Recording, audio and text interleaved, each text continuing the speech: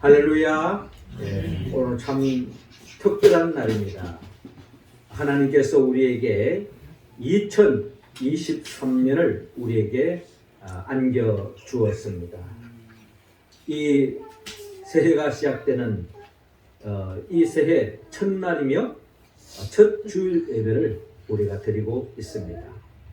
2023년을 주신 하나님께는 감사하며 또 영광을 돌리며 더 나아가 이 시간에 우리 모두가 하나님의 그 은혜와 은총 속에 우리 교회 속에 또 우리 가정 속에 또 우리 개인 속에 특별히 이 나라와 이 민족 이 사회 속에 충만히 임할 수 있기를 주의 이름으로 소원합니다.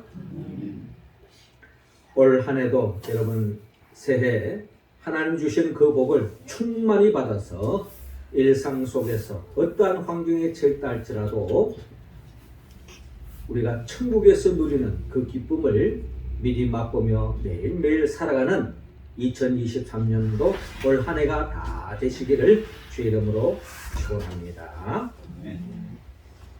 자, 2023년도는 토끼의 해라고 이야기하고 있습니다. 토끼에 관한 제 삶 속에 얽힌 이야기가 많이 있는데 저는 어릴 때 집에 토끼를 키운 적이 있습니다.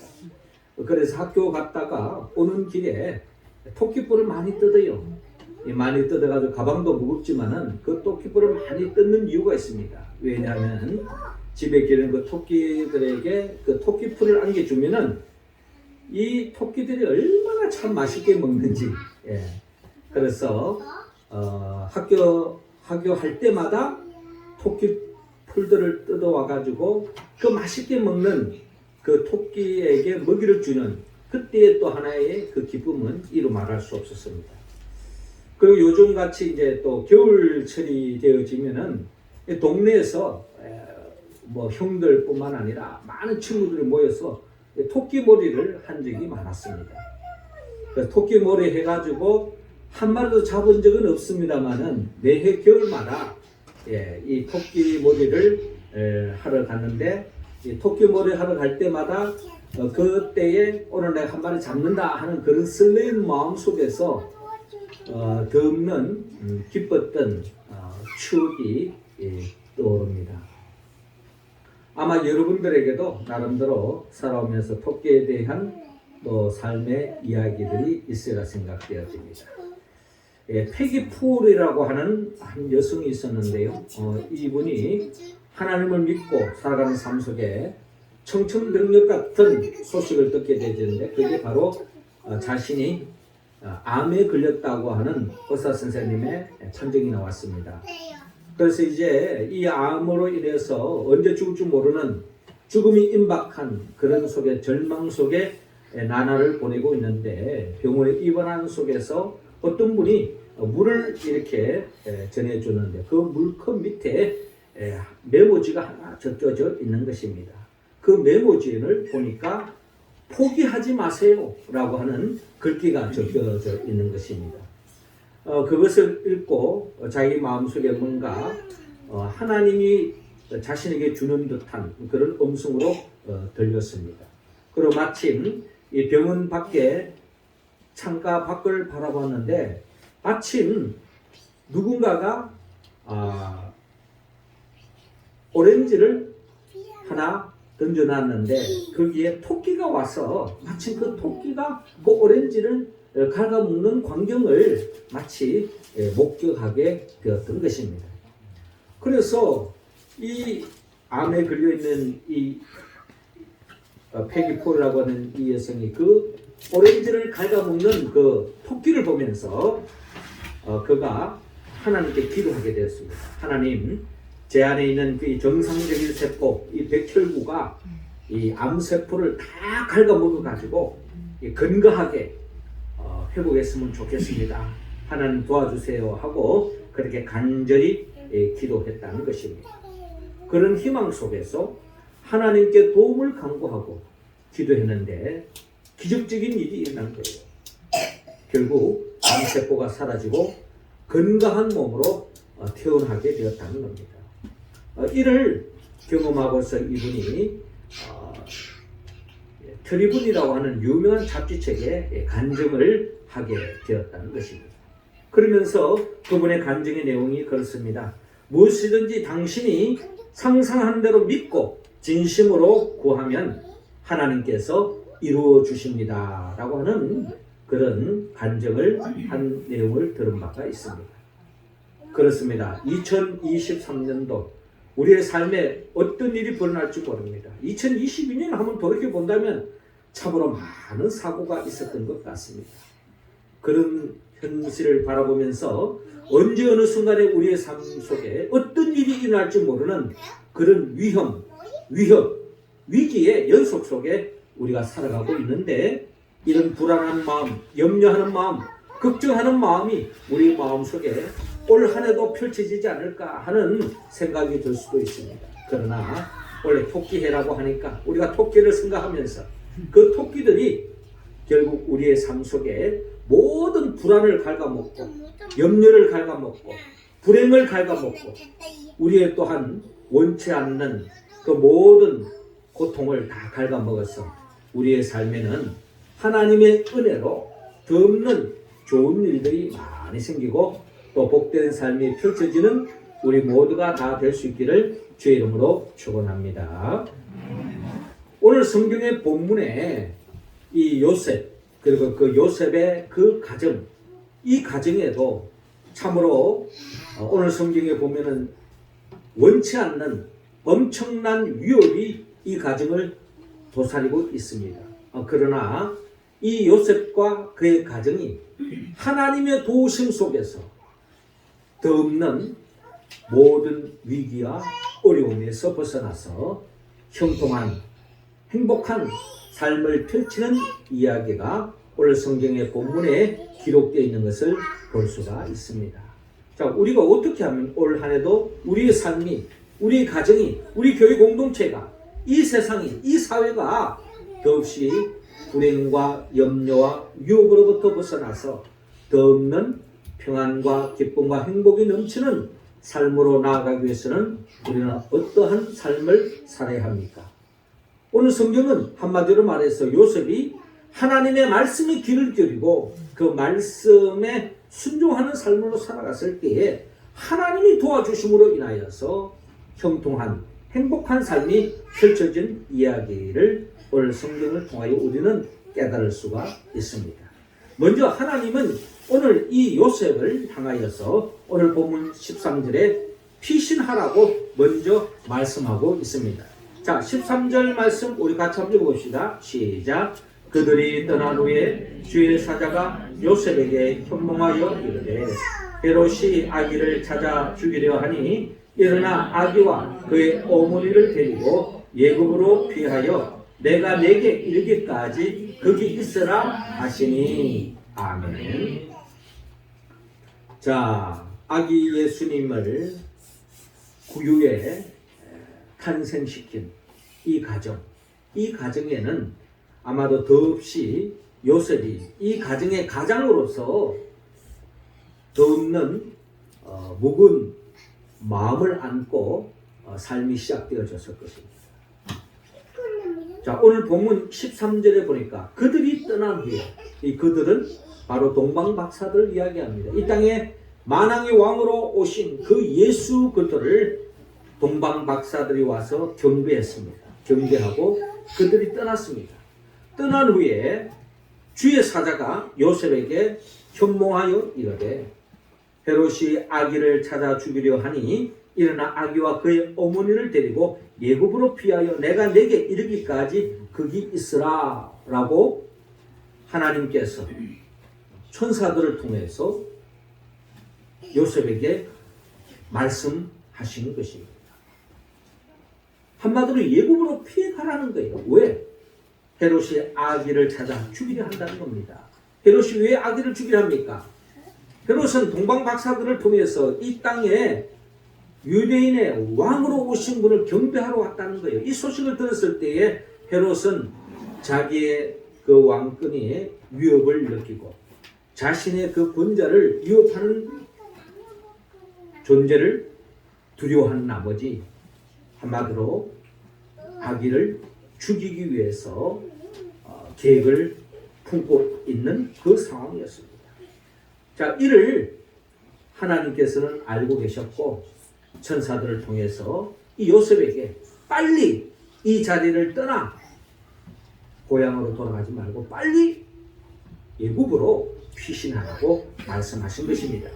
자, 14절에 요셉이 일어나 밤에 아기와 그의 어머니를 데리고, 즉 마리아 아내를 데리고 애굽으로 떠나가라고 기록되어 있습니다. 하나님이 말씀했을 때 주저하지 않고 즉시 그대로 행동으로 옮겼다는 것입니다.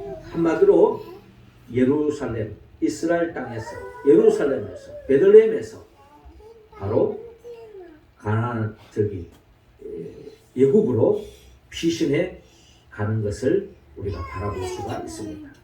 이어지는 15절에 헤롯이 죽기까지 거기 있었으니 이는 주께서 선지자를 통하여 말씀하신 바 애굽으로부터 내 아들을 불렀다 함을 이루려 함이라.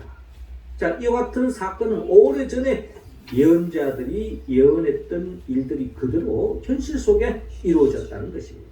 그래서 16절에 이에 헤롯이 박사들에게 속은 줄 알고 심히 노하여 사람을 보내 베들레헴과 그 모든 지경 안에 있는 산의 아이를 박사들에게 자세히 알아본 후 그때를 기준하여 2살부터 그 아래로 다 죽이니라고 기록되어 있습니다.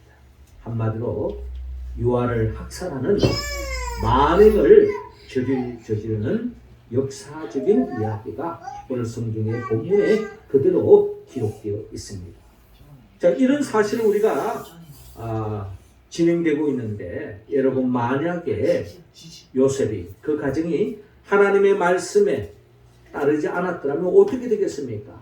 만왕의 왕으로 이 땅에 오신 예수님은 우리에게 하나님의 나라가 어떤 것인지 보여주지도 못하고 말씀하지도 못하고 어린 아기로서의 생명을 마감할 수밖에 없었겠습니다. 그러나 하나님께서 이 가정에 요셉의 순종함을 통하여서 이 모든 위기로부터 벗어날 수 있게 되었다라고 오늘 성경의 본문을 통하여 헤아릴 수가 있습니다. 그렇습니다. 고린도서 10장 13절에 보면 사람이 감당할 시험 밖에는 너에게 당한 것이 없나니 오직 하나님은 미쁘사 너희가 감당하지 못할 시험 당함을 허락지 아니하시고 시험 당할 점에 또한 피할 길을 내사 너희로 능히 감당하게 하시니라 라고 말씀하고 있습니다. 하나님을 믿고 하나님을 의지하고 하나님의 말씀에 순종하는 삶의 길을 걸어가는 그 인생, 그 가정은 하나님께서 책임져 주시고 돌봐주시고 특별히 그 어떠한 위기, 어려움으로부터 벗어날 수 있도록 인도해 주시는 줄로 여러분 믿으시기 바랍니다. 요셉이 하나님 말씀에 순종했을 때 마치 아브라함에게 본토 친척 아버지 집을 떠나라 했을 때 그대로 순종했던 것처럼 요셉이 하나님의 말씀에 순종함으로 하나님의 은혜를 입게 되었다는 것을 우리 본문을 통하여 헤아릴 수 있습니다. 더 나아가 하나님은 이 요셉의 이 가정에 오늘 본문 20절을 통하여 돌아가라고 말씀하고 있습니다. 20절 우리 또 같이 한번 읽읍시다. 시작. 일어나 아기와 그의 어머니를 데리고 이스라엘 땅으로 가라. 아기의 목숨을 찾던 자들이 죽었느니라 하시니. 아멘. 자, 이어지는 19절을 보니까 헤롯이 죽은 후에 주의 사자가 예굽에서 요셉에게 현모하여 이르되 일어나 아기와 그의 어머니를 데리고 이스라엘 땅으로 가라. 아기의 목숨을 찾던 자들이 죽었느니라 라고 말씀하고 있습니다. 요즘 같으면야 뭐 인터넷을 통해서 또 스마트폰을 통해서 우리가 매 순간순간 뉴스를 접하지 않습니까? 근데 그때 그 당시에는 그렇게 빨리 그와 같은 헤롯 왕이 죽었다라는 소식을 아마 접하기 힘들었을 것입니다. 그러나 하나님께서는 천사를 통해서 요셉에게 들려주었습니다. 일어나 아기와 그의 어머니를 데리고 이스라엘 땅으로 가라. 아기의 목숨을 찾던 자들이 죽었느니라 라는 이 기쁨의 소식을 들려줍니다. 그래서 요셉은 일어나 아기와 그의 어머니를 데리고 이스라엘 땅으로 다시 돌아가는 그와 같은 역사가 일어납니다. 한마디로 말해서 하나님의 말씀대로 애굽을 떠나 다시 이스라엘 땅으로 가라라고 명령했을 때에 요셉은 그대로 그 말씀에 주저하지 않고 순종하며 따랐던 것을 바라볼 수가 있습니다. 여러분, 요셉과 그의 가정이 본토 친척 아비집을 떠나 이국 만리에서 이국 땅에서 그 삶은 아마 녹록하지 않았을 것입니다. 많은 어려움이 있었고 또 많은 터세를 받고 또 나름대로 그 삶을 꾸려가는데 어려움이 없지 않아 있었을 것입니다. 그러나 하나님께서는 마치 이스라엘 백성들이 출애굽을 하여서 가나안 땅을 가는 그 과정 속에 하나님께서 광야의 여정 속에서 만나와 메추라기를 공급해 주시고 또 구름 기둥과 불 기둥으로 그들을 인도하시고 그 메마른 땅에서 목마르지 않도록 반석에서 물이 나와서 그들이 부족함 없이 가나안 땅으로 갈 수 있었던 것처럼 아마 하나님께서 이 요셉과 그 가정을 하나님께서 그 애굽 땅에서 많은 어려움과 또한 터세 속에 고달픈 나날이었겠지만 하나님께서 책임져 주시고 지켜주시고 보호해 주심으로 인하여서 애굽에서의 삶이 아마 아무런 어려움이 없었을 것입니다. 그렇습니다. 하나님의 말씀대로 살다 보면은 우리의 생각과는 다르게 전개될 때가 있습니다. 어려움에 처할 수도 있습니다.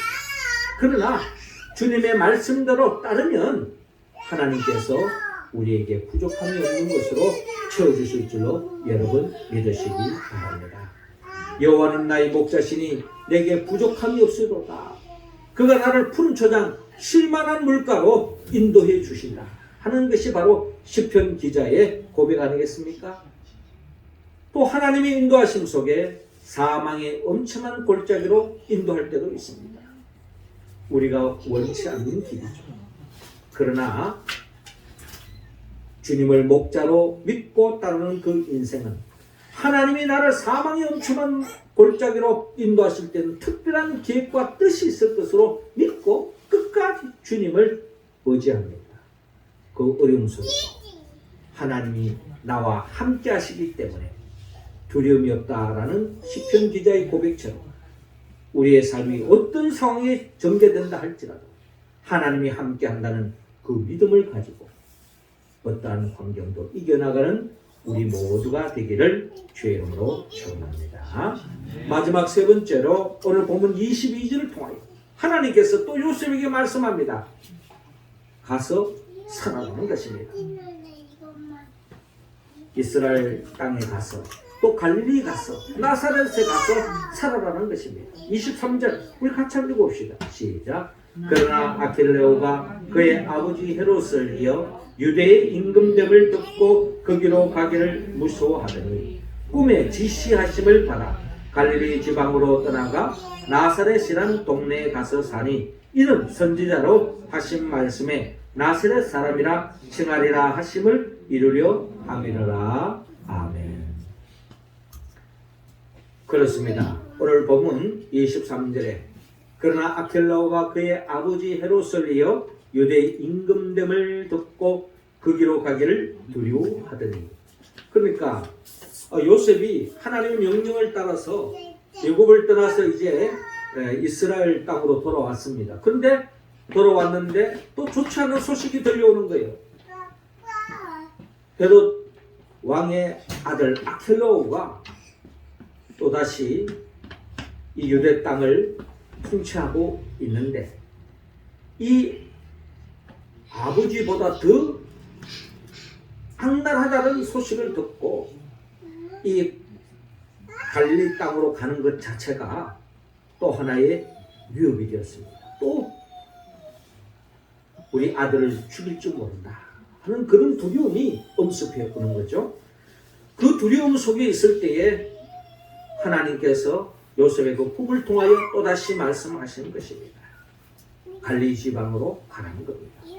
그리고 나사렛이라는 곳에 살아나고 말씀하는 것입니다. 그 말씀에 적각 그대로 순종했습니다. 거기 가서 더 큰 어려움이 있을지 모르지만 하나님의 말씀대로 순종하며 따랐던 것입니다. 결국 하나님의 은혜로 이 갈릴리 땅 나사렛이라는 곳에서 이 요셉과 그의 가정이 덧없는 하나님의 보호하심 속에서 행복한 삶을 누렸다. 그래서 예수님은 성장 그 과정 속에서 평안한 행복한 가정 속에서 아무런 어려움 없이 정상적으로 잘 성장할 수 있었다 하는 것을 우리는 성경의 본문을 통하여 헤아려 볼 수가 있습니다. 그렇습니다. 요셉의 그 가정이 하나님의 말씀대로 현실에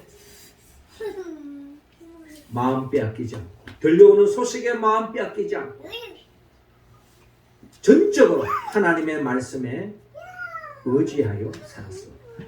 마치 시편 1편의 시편 기자의 고백처럼 복 있는 사람은 악인들의 길을 따르지 않고 죄인들의 길에 서지 않고 오만한 자들의 자리에 앉지 아니하고 오직 여호와의 율법을 주야로 묵상하는 자로다.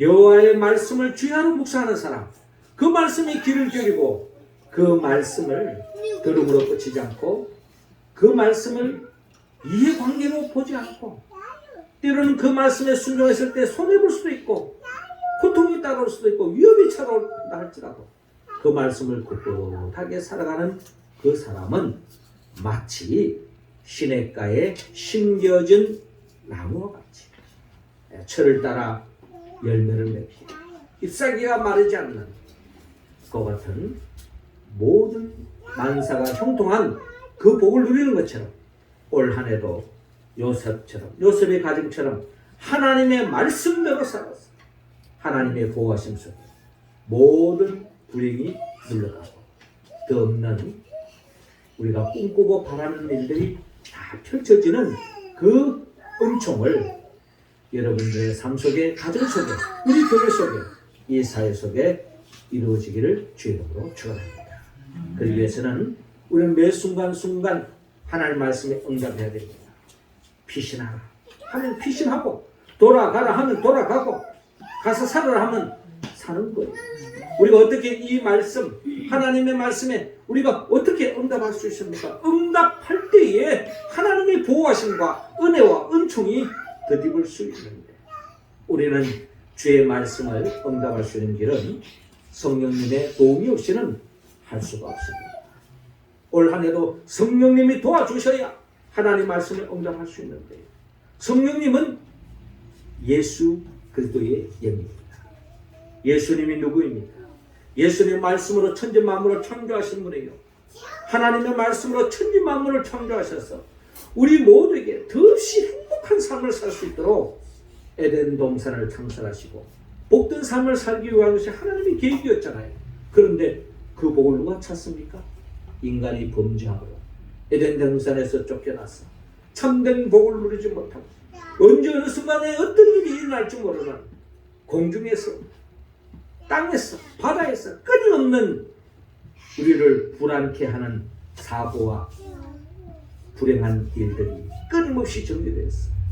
그것이 남의 이야기로만 들렸던 이야기가 어느 순간에 내 이야기가 될 수 있는 그런 현실 속에 살아가고 있는 거예요.